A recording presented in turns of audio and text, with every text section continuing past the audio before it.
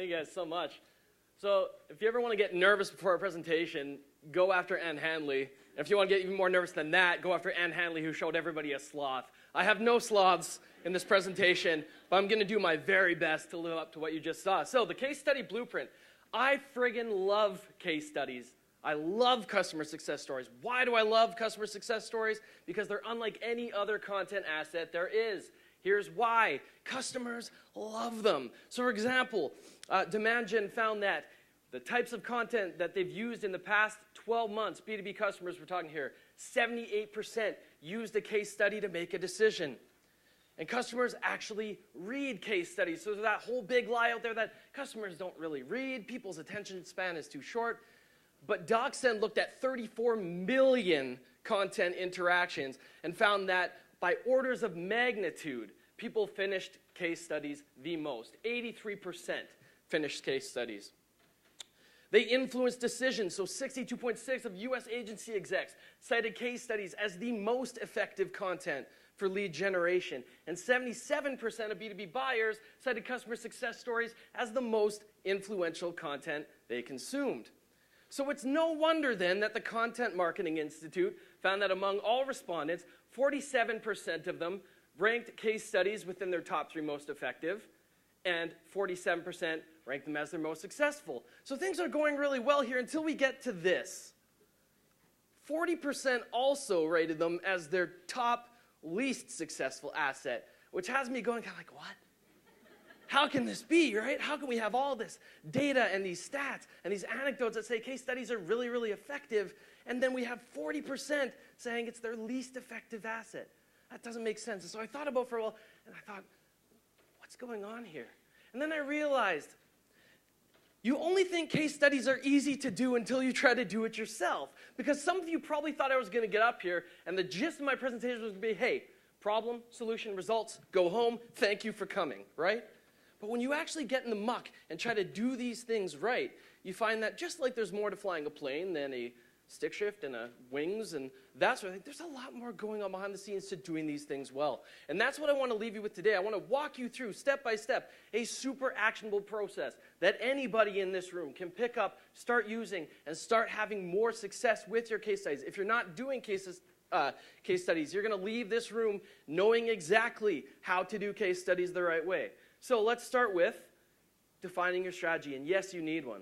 So often, case studies just kind of get farted out, right? They're like, we need a case study. You start the idea like, we need a case study. We need to put one together. How should we do it? How should we do it? We're just like, okay, well, this person's willing. Let's go for it. No, you need to go into this situation with a strategy. So there's 4 questions you need to answer before you start putting pen to paper or mashing on a keyboard like a lunatic. So what's our actual goal? What is the goal of this case study? Why are we doing this in the first place? The next is, who are we targeting with this thing? Because the goal you have and the target you're trying to reach should influence the story you try to tell and who you talk to in the first place. How are we going to use the case study? This is the biggest problem. First, there's companies that just don't do them. That's a huge problem. But once they've done them, they relegate them to a sad little corner of their website called case studies. And that's where they live. And that's the only place they live. And so they take this beautiful, wonderful, supposedly super effective asset and shove it in a box where nobody looks at it. And then last, who owns the relationship? Because that's going to impact how you go about getting buy-in for the study. We're going to talk about that. See, the problem is if you tell the wrong story to the wrong people, your case study will fall flat. This is like the grandma equivalent of nice story, bro. That's nice, honey.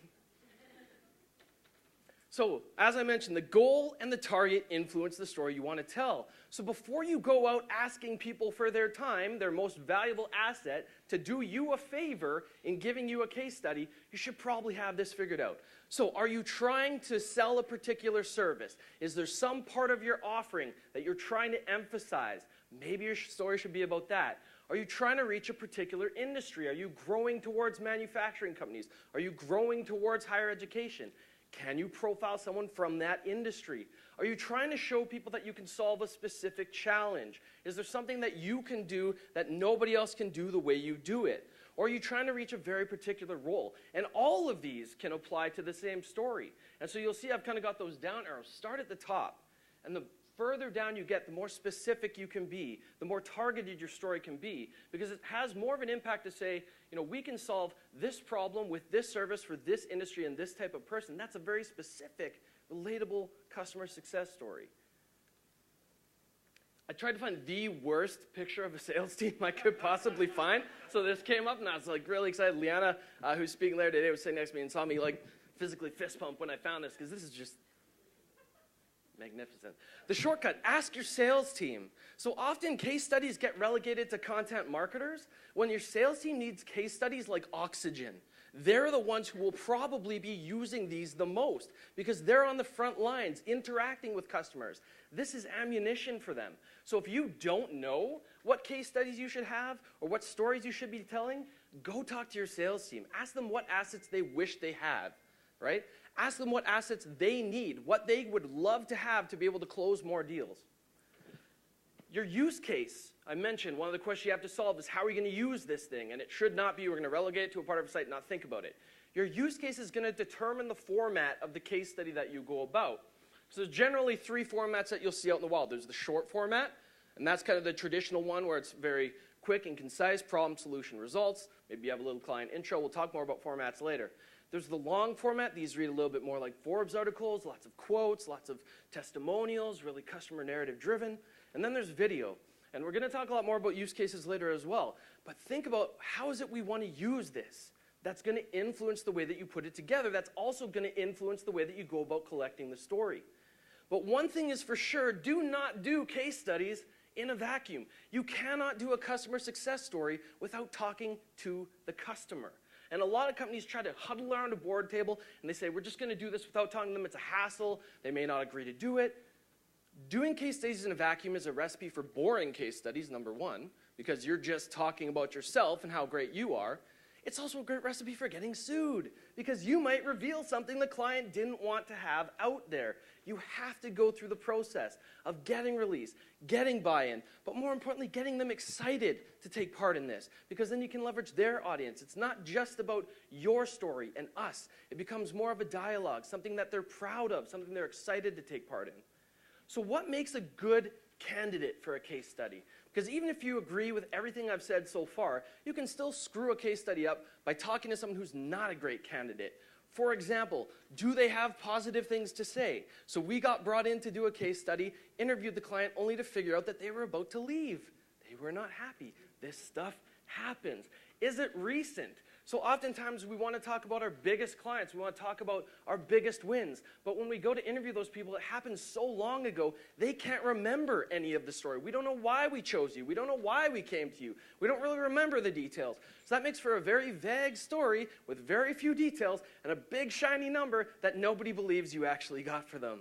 And then the last is relevant. So a good candidate has positive things to say. It's a relatively recent win, at least recent enough that it's memorable, and then it's relevant to the strategy that you've defined.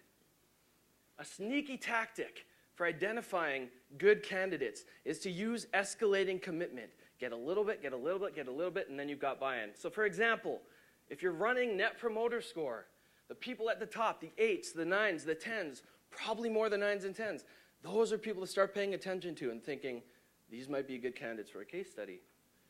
Look for reviews, right? If you're on a G2 crowd, if you're on somewhere else, these people have already demonstrated that guy was willing to sit down and write up his whole experience with no incentive other than, okay, I want to share my experience with this product. So go look for people who have already demonstrated a willingness to share their experience. Why make it hard on yourself? Run surveys. So you can send out customer surveys periodically. If you're running one every single month, you're probably just annoying people. But once they've responded to a survey, once they've given you some feedback there, then it's as simple as asking them, hey, we loved your feedback. We really enjoyed what you had to say. Can we feature you? And notice that I didn't write there, can we put you in a case study? Because that makes people scared. They get really weird about it. They get really freaked out. Can we feature you? That sounds exciting. That sounds like I'm going to be put in the spotlight. I'm going to be made to look good. So the way you ask is really important.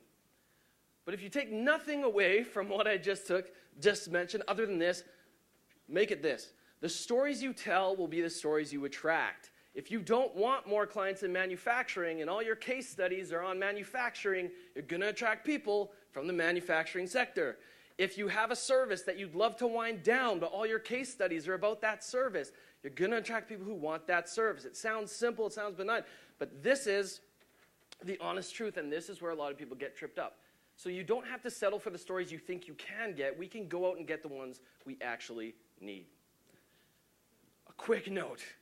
When this happens, especially the bigger the organization, what tends to happen is salespeople get really protective. So they need these assets, but they own the relationship. So like, no, no, no, this client is mine. You're not talking to my customer. You're not compromising this relationship.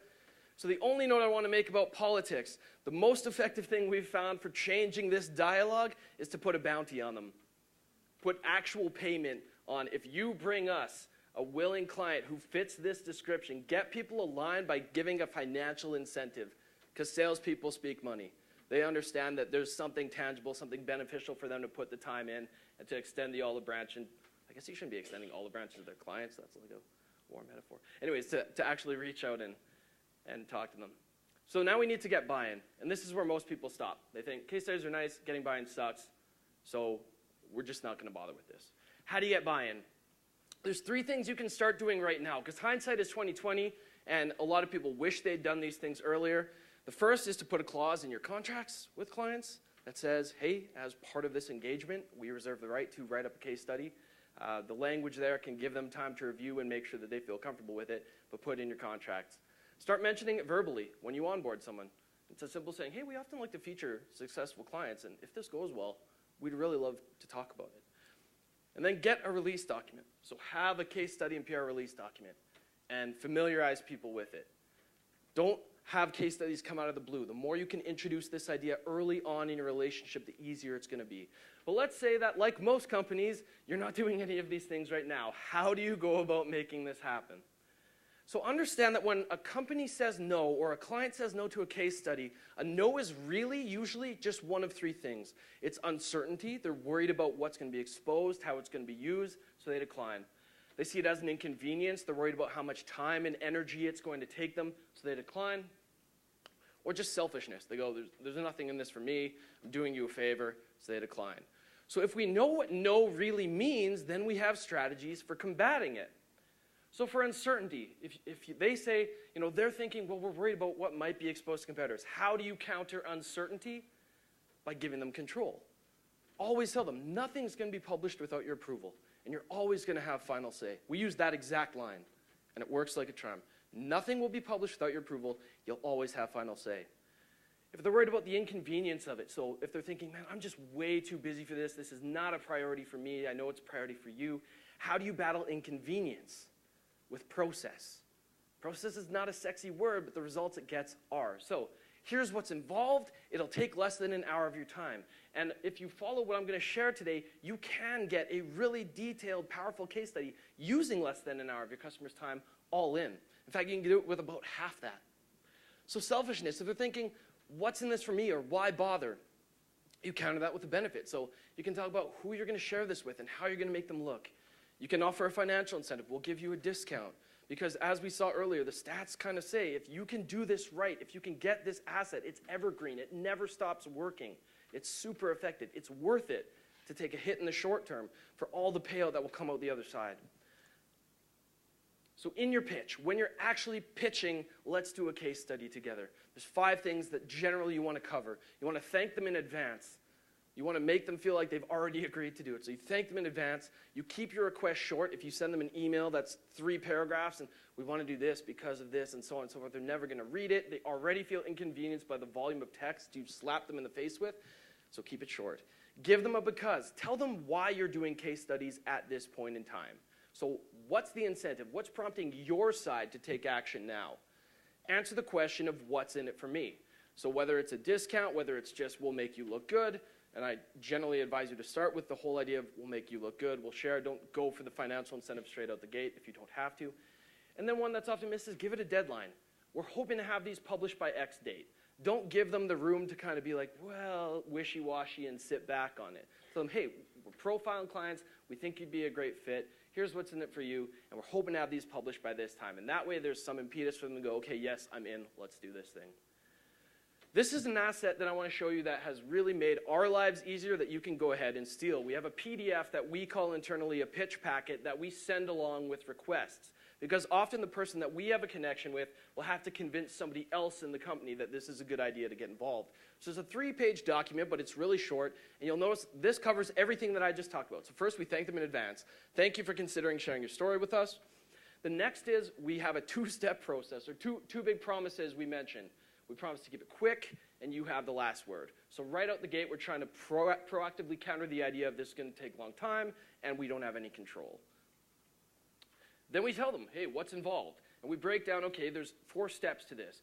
And we mention, okay, a writer's going to contact you, and it's going to be 20 to 30 minutes of your time. You can even see a list of typical questions asked here. So we give them the ability to go see, well, what types of things am I going to be asked? That takes the fear out of it. That takes the sting out of it, where they go, okay, those are questions I feel comfortable answering.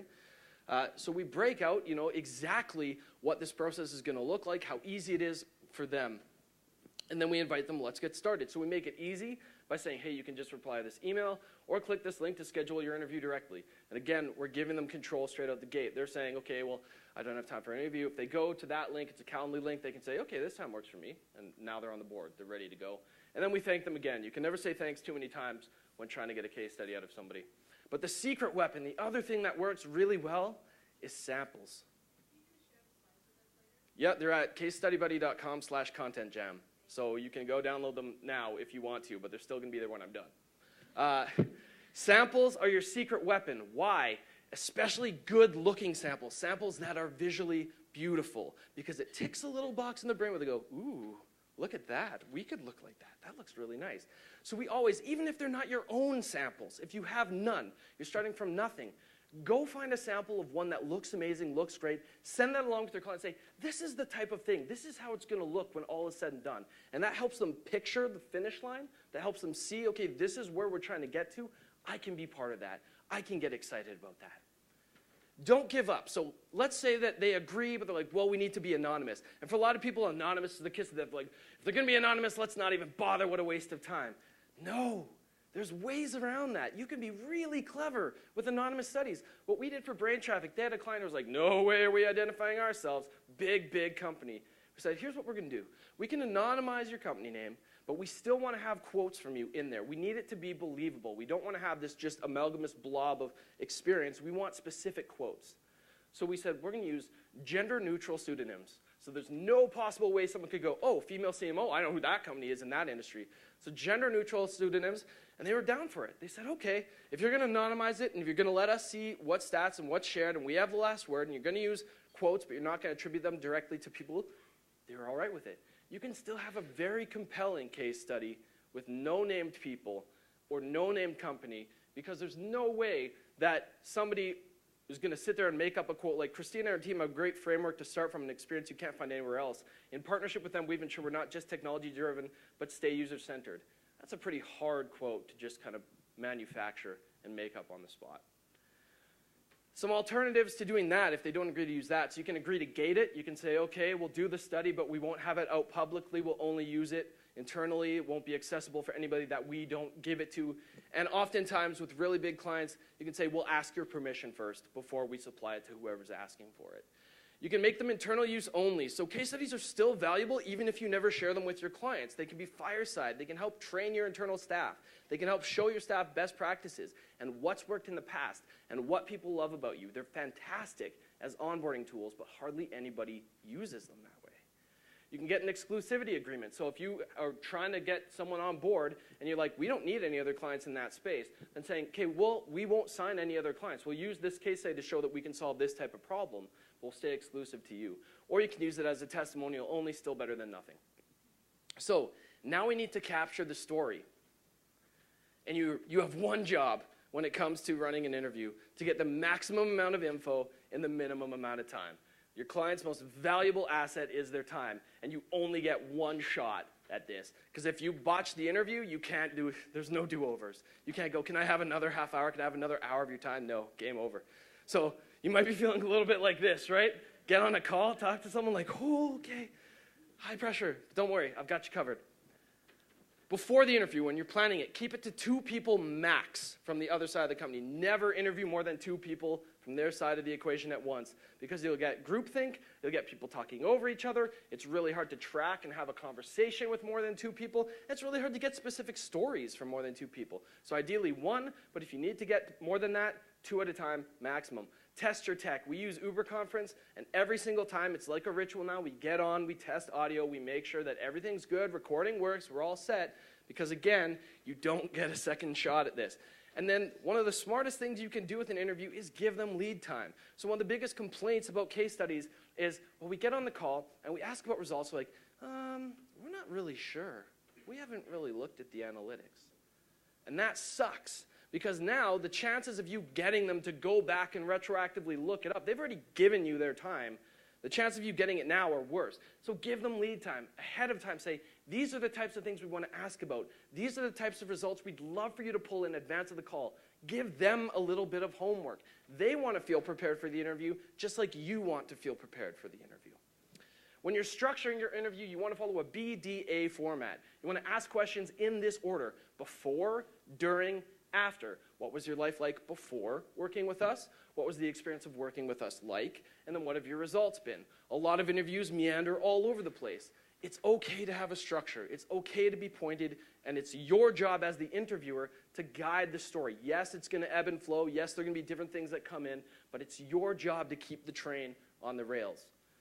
So when you're running the interview, let's talk about some of these BDA questions.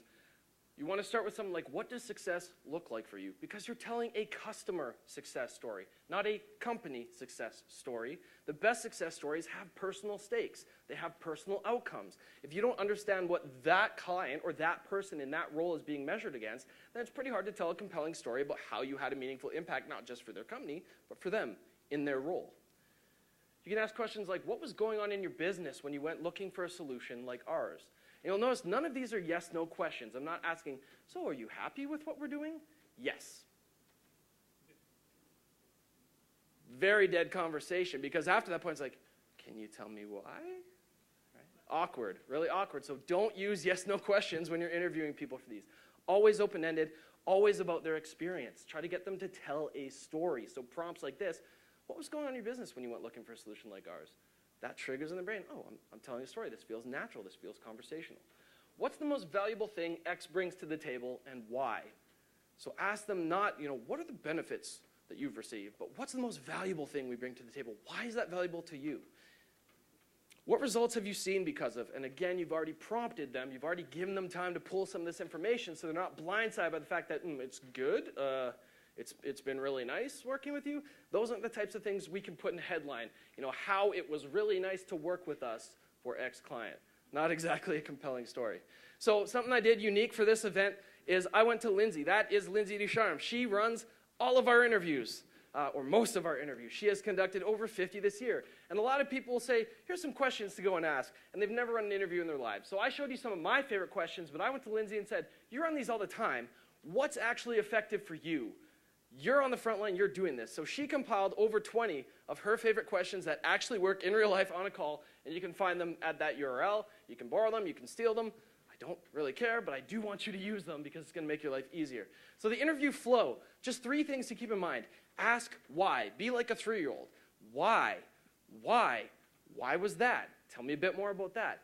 Don't be afraid of repetition. We get terrified of asking the same question twice, but any good journalist will tell you sometimes you need to ask the same question a slightly different way to get the insight you were looking for. So don't be scared to repeat yourself.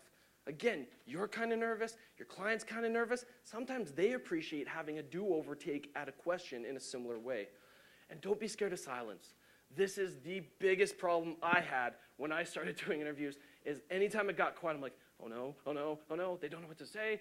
And I'd start putting words in my mouth, was it like this? And talking over them. Get used to the idea that your client is going to want to stop and think and be quiet for a second.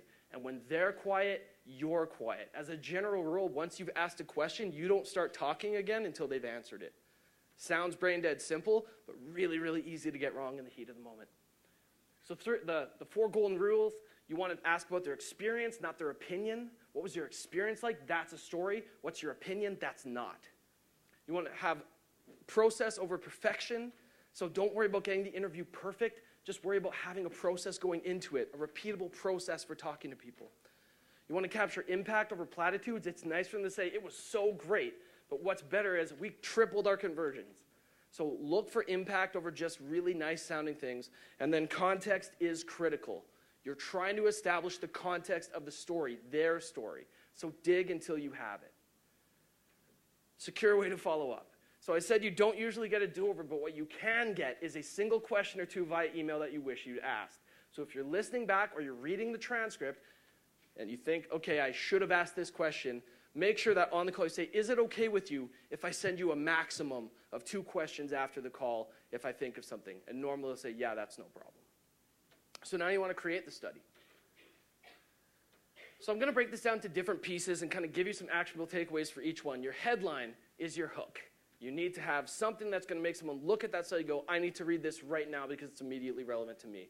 So 4 things that we found particularly useful is how service or company helped X client get X result. We've all seen that one out in the wild.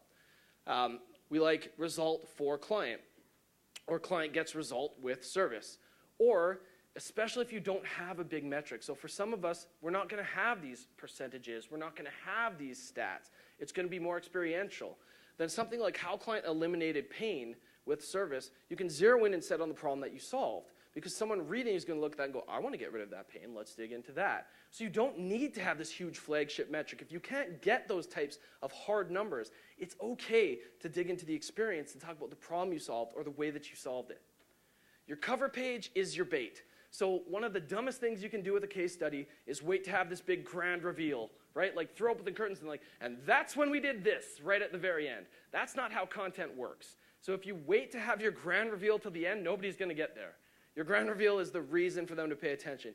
Use headshots where possible. So I don't love that headshot in particular, but it is undeniably human and not a stock image, which again adds to the credibility of the piece. And your cover page should be good enough to stand alone. If the only thing they looked at was that cover page, they'd have the gist of the story. So we like to use stats in a visual representation like that. We like to have a customer testimonial right on the cover page so that if the only thing someone had time for was to read that, they'd leave with something valuable. In the intro, you're not explaining who the client is. You're setting a scene. You're telling a story. Get your head in the game of storytelling. So I'm going to encourage you to ditch the old tradition of the company line. X is a company who does Y and Z. There's other places we can put that where clients will find it. Just get to the heart of the story. In your intro, you want to show that there were real consequences, there were real things at stake. Because if there was nothing that could have happened if this problem wasn't solved, then it's not a very exciting story. You need people to feel the pain, feel the tension, feel that there were stakes and a problem that needed to be solved. Make it personal. Bring your customer into the story as early as you can and let them tell the story. So even if you have an intro that says, X client was working through this type of situation, use a call-in response in case studies. You make a statement in writing, then pull a quote from the customer that elaborates on it or expands on it in their own words. That's way more compelling than you just rattling at people with, then this happened, then this happened, then this happened. Let the client lead the conversation in the study. In the solution, you're not just talking about the how, but the big thing that people miss here is the why. Why did you do it the way that you did it? Why did you have that strategy for this particular client? Why did you do things in this order? Because when clients are looking to hire you, they're looking for what's the rationale? How did they think through the problem? How did they actually solve this thing? So where you can, share a sequential process. Don't leave out the why. And again, focus not just on the solution that you provided, but your customer's experience of receiving that solution. What did it feel like to work with you? What was that experience like to work with you? What did it feel like when they unboxed that product for the first time? Don't miss the experiential element of your solution. For results, it's about more than metrics. So a lot of the time we just throw a nice metric and they're like, we did this thing, hooray, we're done. But it's about what that result meant for the people in that business. One of my favorite questions to ask about results, because most people stop at what are the results you saw because of our collaboration or whatever it may be.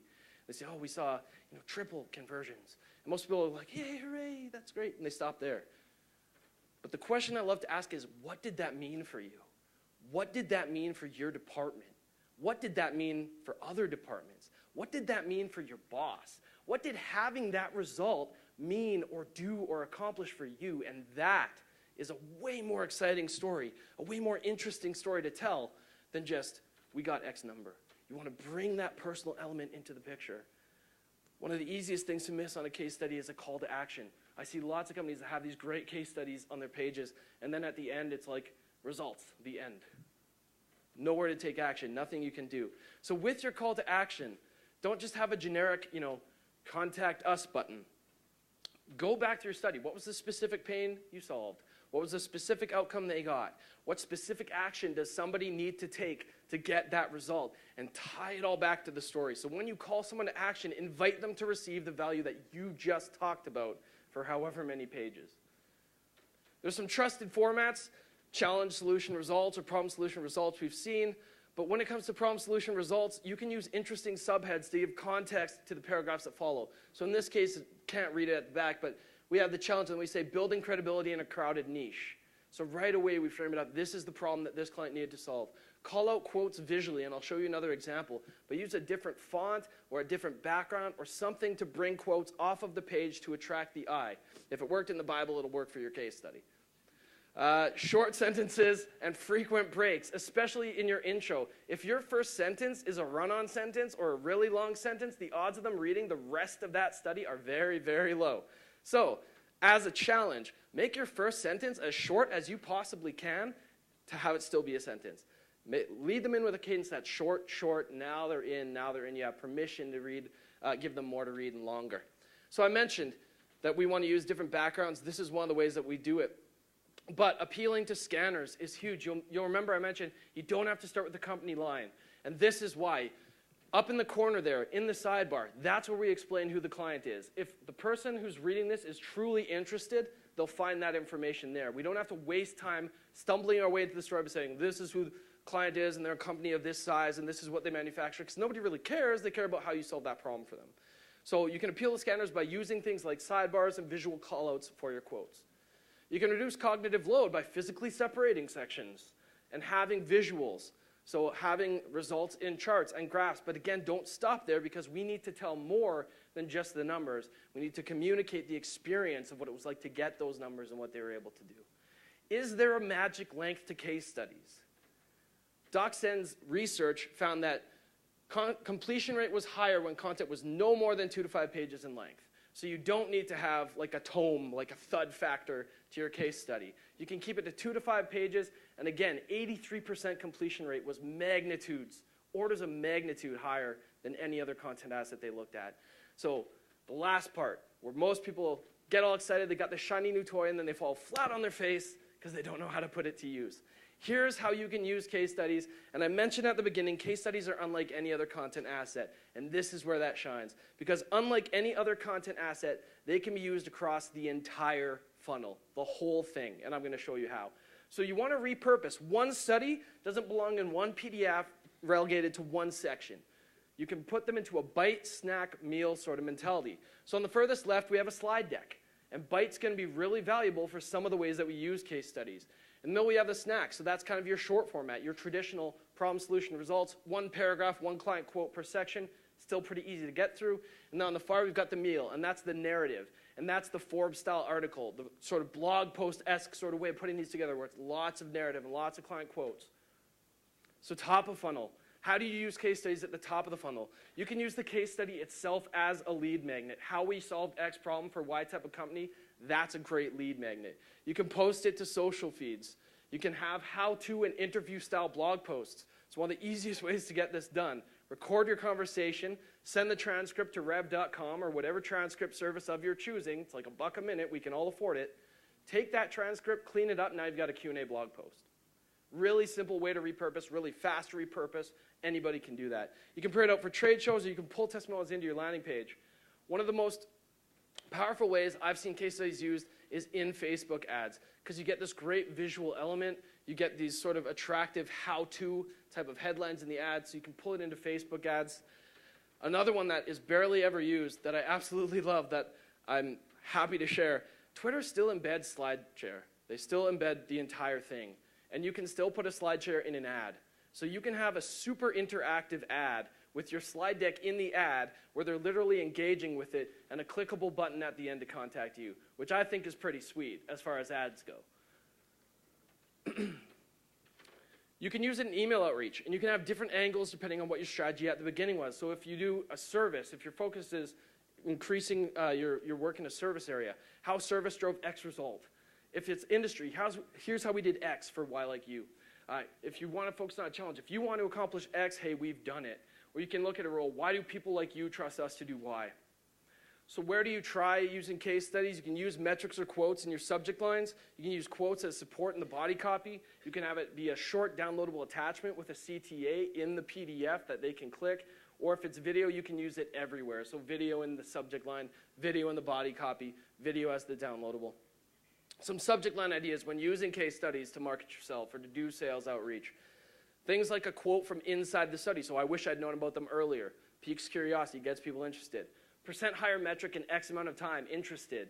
Piquing curiosity. Oh, what's this about? As opposed to the ones we've all gotten from people where it's like, hey, my name is XYZ. We do SEO at this company. Let me ramble on for 5 paragraphs about all the ways I'm going to solve your site. Do you want a proposal? Right? We've all gotten those emails. What could you do with X% more whatever metric? 3 times the sales. How to get X% of traffic for your type of company.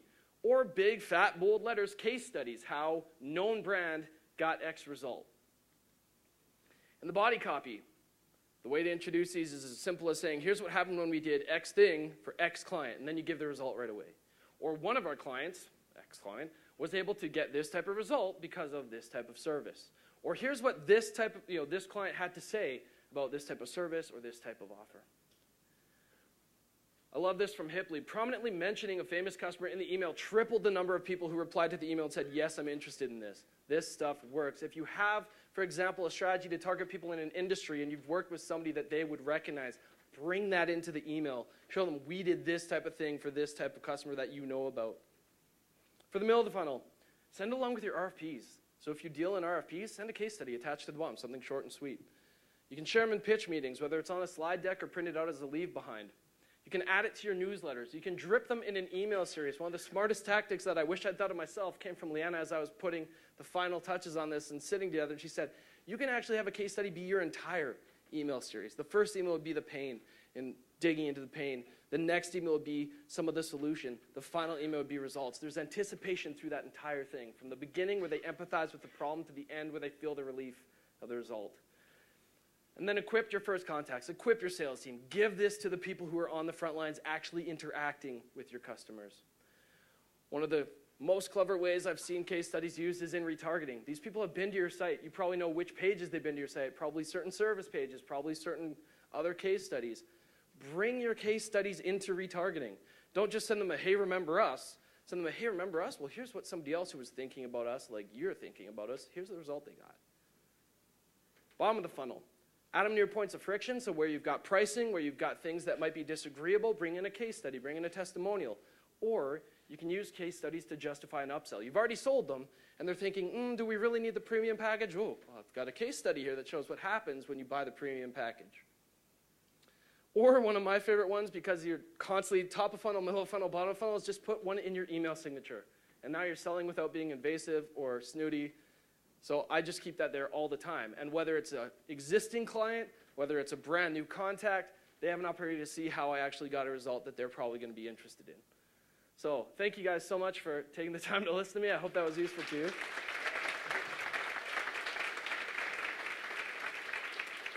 And the slides are there at casestudy.com/contentjam. I always try to leave things never as a gigantic sales pitch, but if you're watching there, you're thinking, that sounds great, but we don't have the capacity to do it.